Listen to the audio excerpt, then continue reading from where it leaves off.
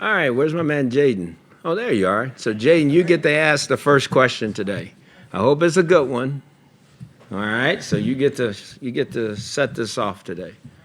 Well, Coach, there's been reports that Robert Griffin III has been cleared for non-contact work.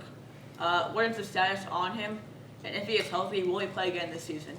Well, I think that's a good question there, Jaden. He has definitely been cleared for practice without contact.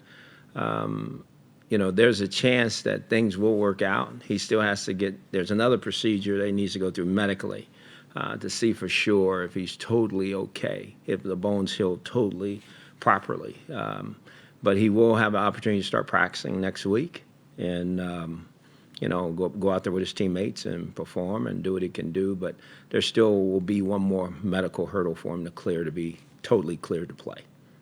Good question. Better question than you usually get from that. Absolutely. Better dressed too, the whole 9 yards. All right, so what we have today? Thank you. Jamie Collins, the fact he's been able to come in and have an impact right away, I guess, what does that say about him, and how much better can he get when he's been with you guys for more than just a couple weeks? Yeah, he's a really good football player. He's different, in the sense that he knows how to play. Not that our guys don't. I mean, he's a different player. He's a tremendous athlete. He's smart. He's bright. I think football is very important to him. And it says that because he walked in here and hit the ground running. He's played in 2 football games, and I think everybody can see the potential that he has. So I think the more he's with us, the more he's with our coaches, the more he's with his teammates, the better he's going to be. So he's versatile. He can play a lot of different spots. So he gives us a lot of flexibility, and it'd be a coup if we can keep him here. I mean, did you have to talk to him or Ray or somebody? I mean, it has to be a culture shock going from a first place team to a team that's young and just trying. It was my first phone call with him. I wanted to, make sure we dealt with the elephant in the room. And normally when you say things like that, you look for the response of the player. And all he said is, "Coach, this is business. I get it." He goes, "I'm excited about my opportunity in Cleveland. I'm going to come there and give it everything I have." And that's what he's done. He's done nothing less of that. So I think he dealt with it himself personally before the phone call was ever made. And since he's been here, I don't think he is batted an eye. I mean, it's been let's go. I mean, he's trying to rally his teammates, and he's trying to do everything he can to help us win games. And there's no question about that. Thank you. Go back to what you said about RG3. Is it possible? I mean, the timing of this test or exam he has to have, is that next week, and could he play a week from Sunday? I don't know that for sure, but he definitely has to have this test in order to move forward, to take the non-contact part off of him. So Next week or something? I think it's next week. I don't know exactly what day, but I think it is next week at some point. You mentioned earlier in the week, those kind of 3 key guys for the Steelers offense.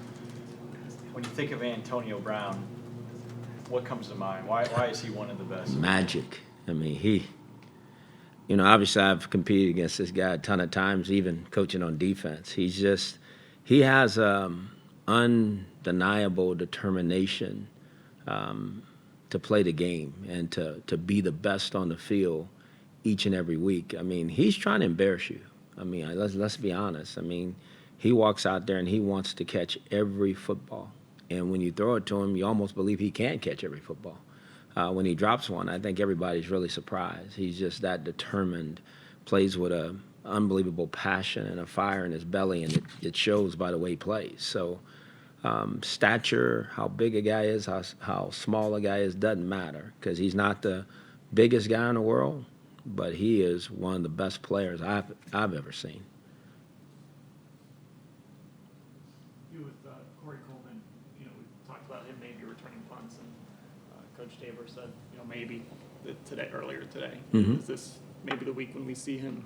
We'll see. I mean, again, Corey's getting himself, totally back acclimated to offense and doing those things first and foremost. I mean, I want to see him play receiver first before I even entertain sticking him back there. I want to see him play as well as he can play on our side of the ball.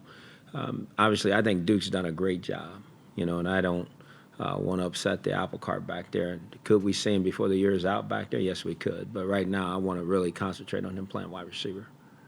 Terrell said early in the week that the 3 days for the weekend helped his hamstring. Have you seen that in practice? Does he look healthier? Yeah, no, he does. I think he's getting further removed from, when he first got the injury to where he is today. And I think we've done a great job of managing it, to make sure he's out there. And he's done a great job.